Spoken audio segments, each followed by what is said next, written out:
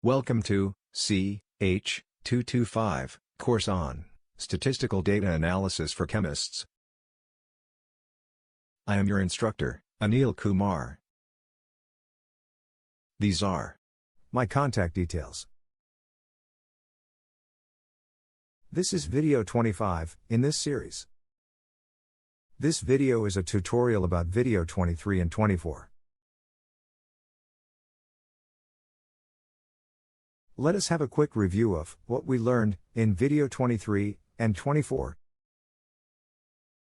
In video 23, we learned about the distribution of sample means.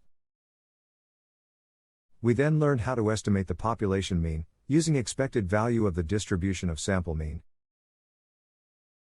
In order to get sampling distribution of mean, we need multiple random samples. The major advantage of this approach was that we don't need any population parameter for estimation of population mean. In video 24, we learned about the standard error in estimation of population mean. This approach was based on single random sample, wherein the sample mean was related to population mean.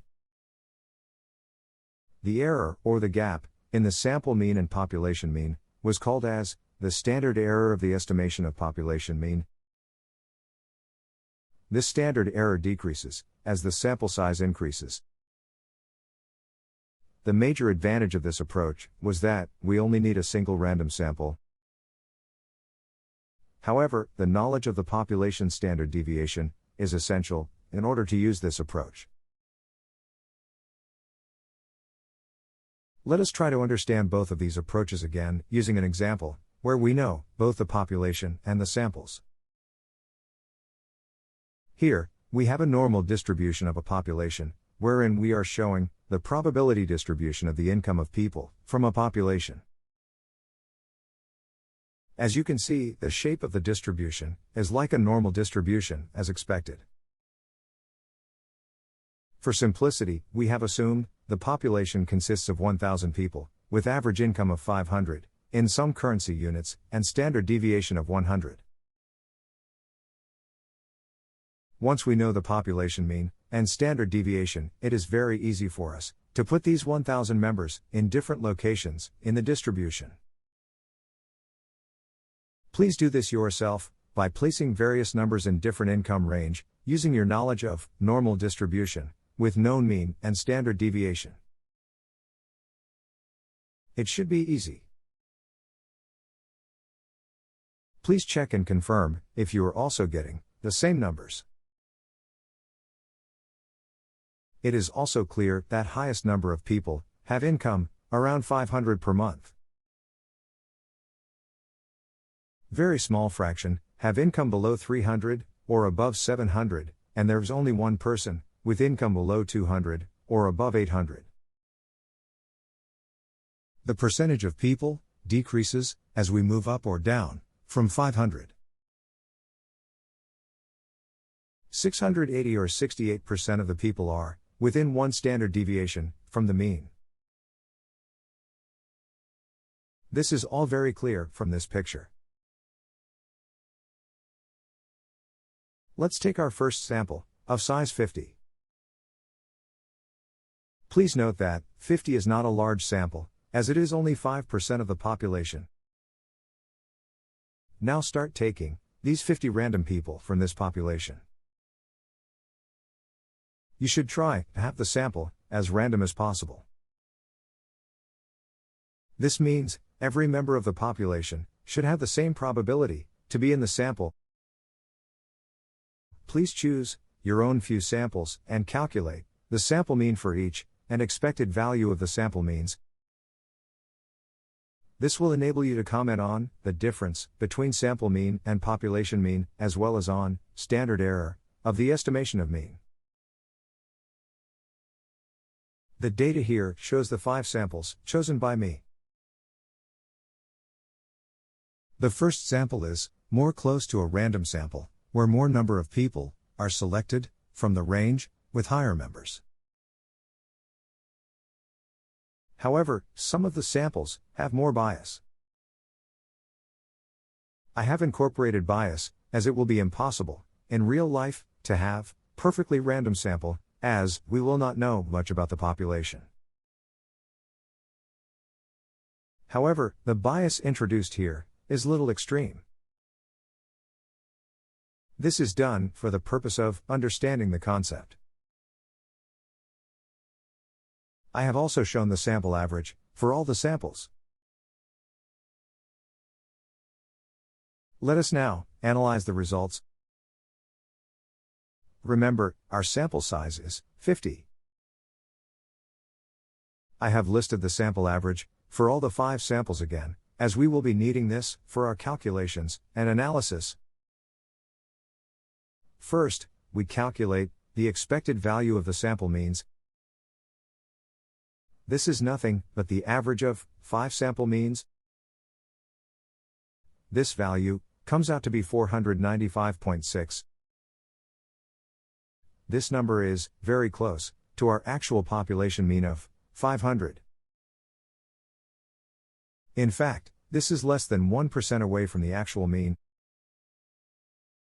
This can further be improved if we increase the number of samples. In our case, we only have 5 samples. However, the results are still very good. Let us now calculate the error in the estimation of population mean. We don't need the sample data for it, other than the sample size. This number comes out to be 14.14.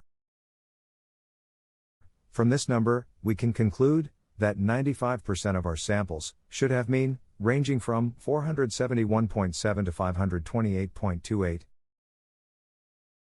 Do you know how I calculated this range? Think about it. Remember, our population mean is 500, and that should be the expected value of our sample mean. Also, the standard error in estimation of population mean is nothing but the width of the sampling distribution. So the expected value of sample mean is 500, and the standard deviation of sample mean is 14.14, as calculated above.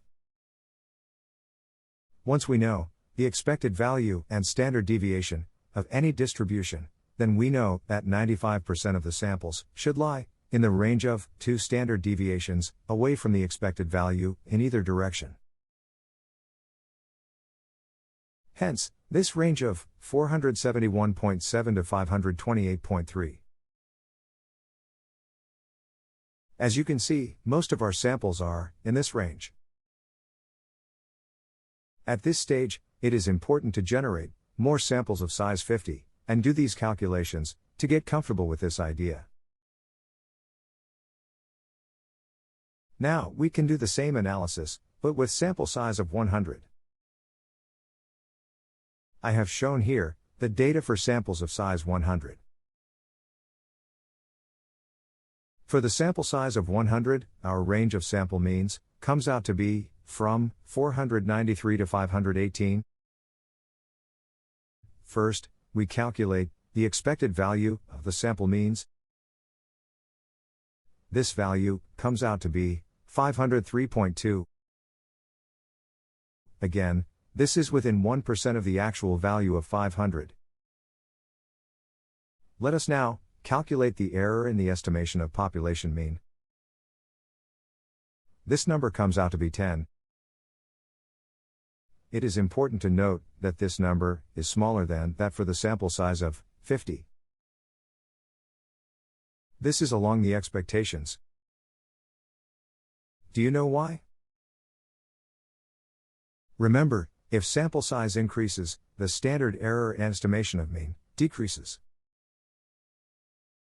We can now calculate the range for the 95% of the samples.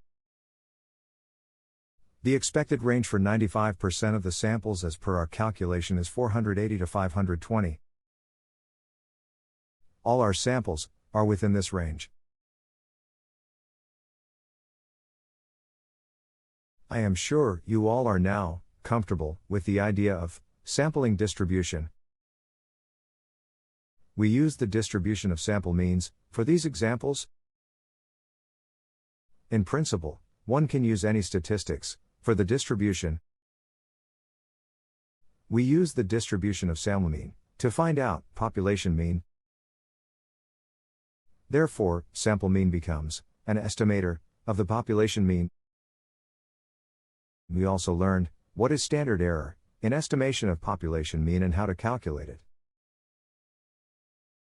We then learned the relationship between the standard error and the sample size. I request you to please do these calculations again, using sample size of 200 and 300.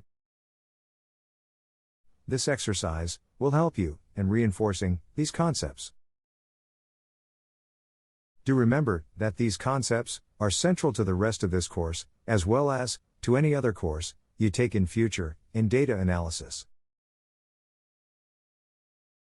Therefore, every extra minute spent now will give handsome returns in future.